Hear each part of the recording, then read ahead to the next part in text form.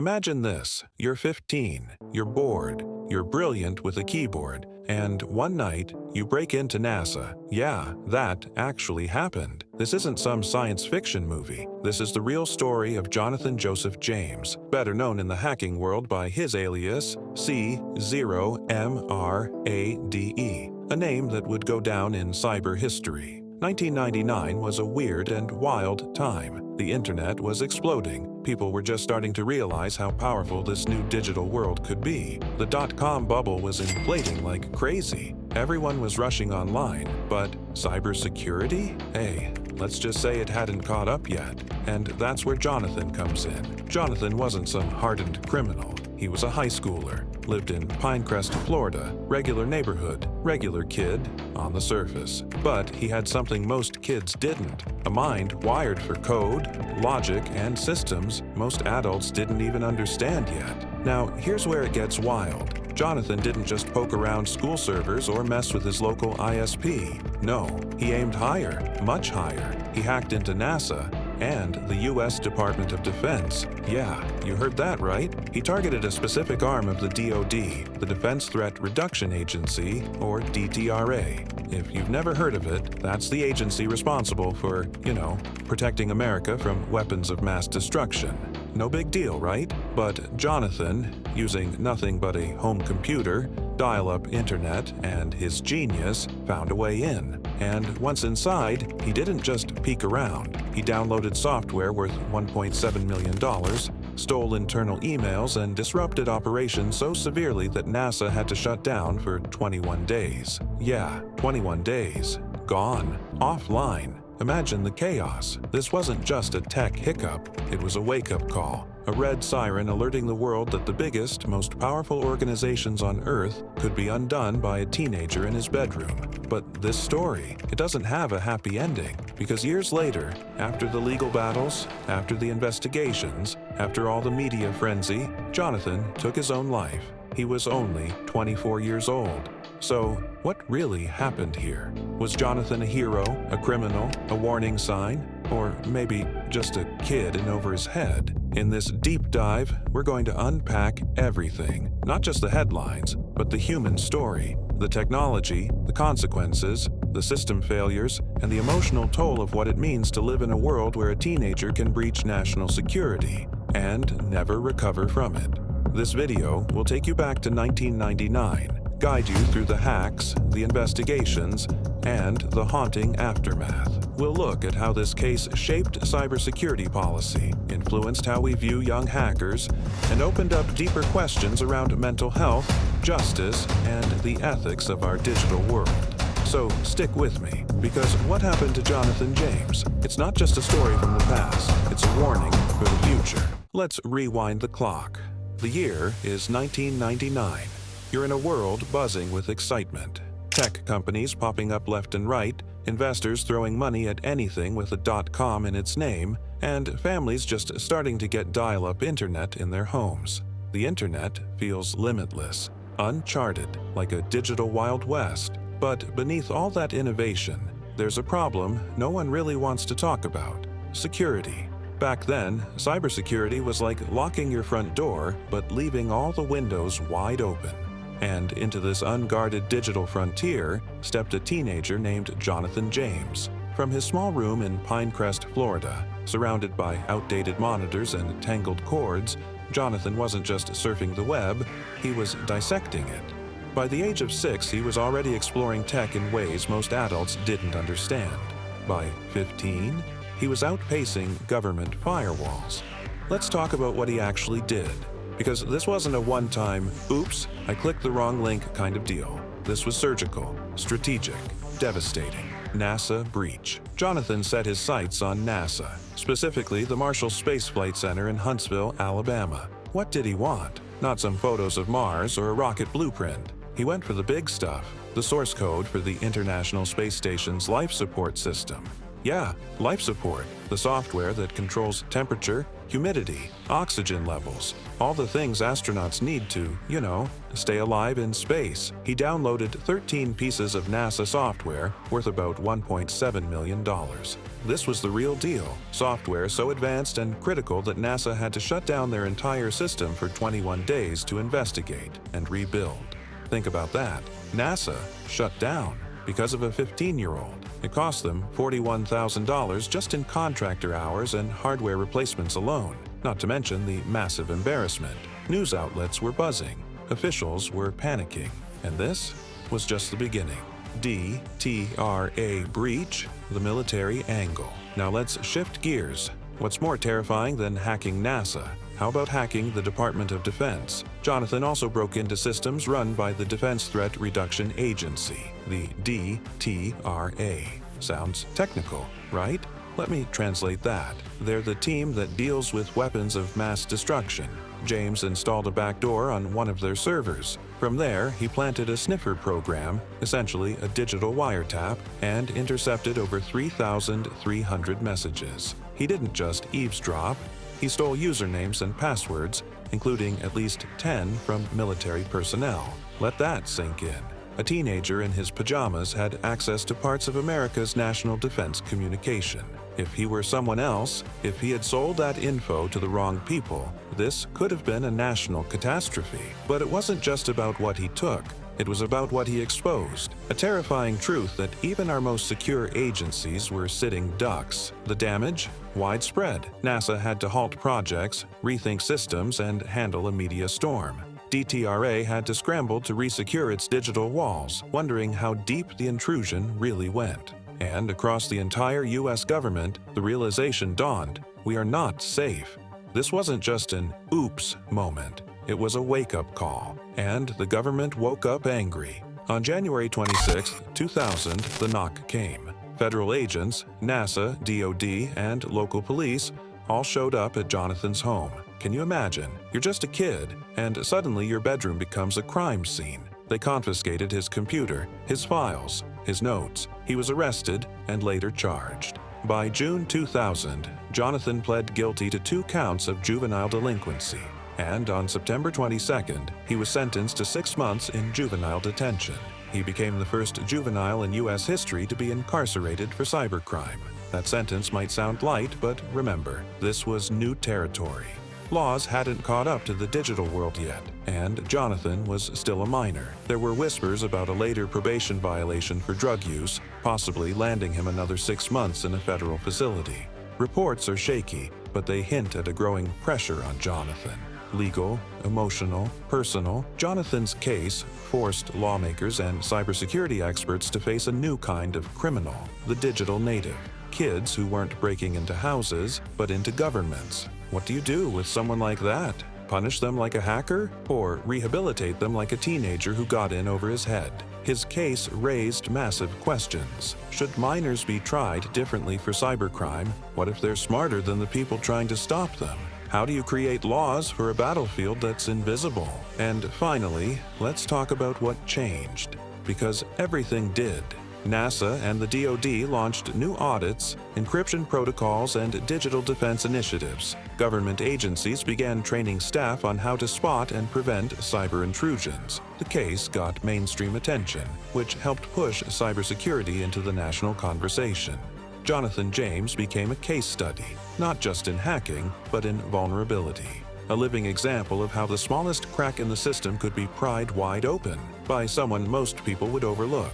But while systems recovered, tightened up, and moved on, Jonathan didn't. Sometimes it takes one spark to start a fire, and in 1999, that spark was a teenager with a dial-up connection. Jonathan James, the boy who hacked NASA and the DoD, didn't just leave behind digital footprints. He left behind a legacy, one that reshaped cybersecurity forever. So what changed after the dust settled? How did the government, the tech world, and society respond to a 15-year-old slipping through the cracks of the most secure systems on Earth? Let's dive into the long-term fallout of one of the most pivotal hacks in history, the birth of modern cybersecurity. After Jonathan's breaches, the message was crystal clear. Our systems are breakable, and they're being being broken by kids. This realization triggered a chain reaction, one that still echoes in 2025. Agencies like NASA and the Department of Defense scrambled to rebuild their digital walls. Authentication systems were revamped. Weak passwords were out. Multi-factor authentication, what you know, what you have, and who you are, was in. Software patching became a top priority. No more outdated code lying around like unlocked doors, and perhaps most importantly, money started flowing.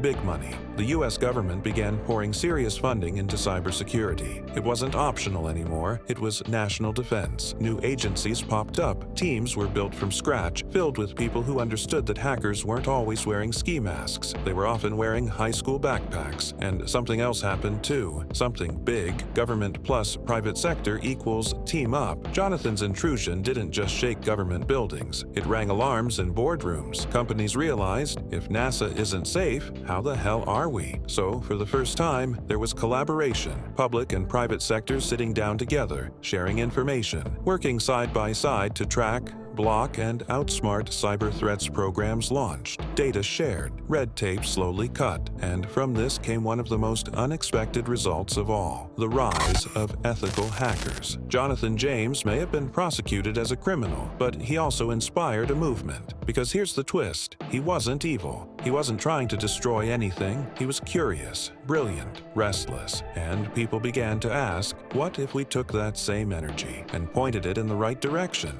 And thus came the rise of ethical hacking. Suddenly, companies and governments were paying hackers to break into their systems, legally, to find flaws before the bad guys did. Bug bounty programs exploded. Platforms like HackerOne and BugCrowd offered thousands of dollars to hackers who reported vulnerabilities responsibly. It wasn't just money, it was respect. Hackers weren't criminals anymore. They were guardians, digital locksmiths, and in classrooms, the movement grew stronger. Capture the Flag competitions taught students how to think like hackers, but act like defenders. Certifications like CEH, Certified Ethical Hacker, gave young minds a career path. Even policymakers got involved, passing safe harbor laws to protect researchers who reported bugs in good faith. All of it sparked by a teenager named Jonathan James. Redefining justice, juvenile cybercrime policy. Let's not forget, Jonathan was just 15, and that posed a big question for the legal system. What do you do with a kid who breaks into national defense servers? His sentence, 6 months in juvenile detention, made headlines. Some thought it was too lenient, others thought it was too harsh. But one thing was clear: the law wasn't ready. His case helped push the US to create diversion programs for juvenile cyber offenders. Instead of prison, mentorship, education, and positive direction. Update laws like the Computer Fraud and Abuse Act, CFAA, increasing penalties for digital crime. Launch outreach programs in schools, teaching kids about cyber law before they learn the hard way. The justice system had to evolve, because digital crime had evolved, and it was younger than anyone expected. The human cost, mental health, and the weight of genius. But there's a part of this story that still haunts people to this day. In 2008, at just 24 years old, Jonathan James took his own life. It happened during an investigation into the 2007 TJX data breach, one of the largest retail hacks in history. Authorities suspected Jonathan. He denied it. No charges were ever filed. But the pressure, the spotlight, the fear, it became too much. In his suicide note, he wrote that he believed he'd be wrongfully prosecuted, that he had no faith in the system, that he couldn't live under that cloud any longer. His death stunned the hacker community, the cybersecurity world, the public, because behind all the headlines and legal jargon was a young man who was terrified, isolated, exhausted. Jonathan's passing became a turning point, one that forced an industry obsessed with defense and offense to finally look inward. Mental health programs began appearing in tech spaces. Conferences hosted talks not just on firewalls, but on burnout, depression, anxiety. Companies started weaving mental health awareness into cybersecurity training. And, most importantly, the stigma began to lift. Because here's the truth: behind every screen is a person, and no system, digital or human, is unbreakable. Why it still matters in 2025. Fast forward to today. In 2025, we're dealing with real-time AI attacks, identity management 2.0, biometric spoofing, and zero-day exploits on a weekly basis. According to a 2023 DQ Institute report, nearly 70% of kids and teens around the world are exposed to cyber risks, ranging from simple phishing scams to full-blown ransomware operations. And a 2024 Dark Reading report, it shows teens involved in swatting, sextortion, and other high-stakes digital crimes. Sound familiar? Jonathan James may have been the first teenage hacker to shake the world, but he sure wasn't the last. His story isn't just history, it's a warning and a roadmap. We need education, mentorship, support. We need to teach kids not just how to use the internet, but how to survive it. Because the next Jonathan James, he might already be out there, typing, curious, brilliant, alone. The question is, will we catch him doing harm, or will we catch him in time to help? 26 years after a kid named Jonathan James broke into NASA, the cyberstorm he predicted is finally here. How bad is it? Let's just say the numbers will make your stomach flip. The cyber threat explosion. 72% of kids on Earth have already been hit by some form of cyber threat. Bullying, phishing, sextortion, you name it. 5.4 billion people are now online. More users means more targets. Every tap, swipe, and smart toaster is a doorway for attackers. Ransomware tops the 2025 threat list, climbing 84% in just 1 year. Identity-first attacks, Identity Management 2.0, are surging right behind it. Remember when the internet was a playground? Today, it's a battlefield, and the front line is often a kid's bedroom. 21st century juvenile hackers. Dark Reading calls it the scary new trend. Teens running crypto thefts, sextortion rings, even full-blown ransomware crews, sometimes just for bragging rights. One 18-year-old American pled guilty to more than 375 swatting hoaxes, terrorizing schools and mosques around the country. Why are brilliant teenagers turning to cybercrime? Boredom, easy money, online clout, and, just like Jonathan James, no one showing them a better path. 7-year prison terms and a lifetime of regret. Under today's Computer Fraud and Abuse Act, the same stunt that earned Jonathan 6 months could land a kid 7 years behind bars, plus 6-figure fines. The real penalty, though, mental health. Security pros report burnout rates so high that industry journals call it a looming crisis. Jonathan's suicide in 2008 still echoes through hacker forums. How many more bright minds will flame out if we don't fix the pressure cooker? 2025's silver lining. Ethical hacking companies now pay millions in bug bounties, a legal way to turn curiosity into cash and bragging rights. Youth programs like CyberUp's Power Up curriculum show that recognition and learning, not money, are what hook Gen Z talent. What if every would-be Jonathan James got that invitation before the FBI knock on the door? 360 Degrees, mental health support security magazines urge firms to offer counseling, stress management workshops, even mental health first leadership training. New peer support NGOs like Cyberminds pair burned-out analysts with trained therapists who speak geek because defending the world from cyber chaos shouldn't cost you your sanity. Call to action.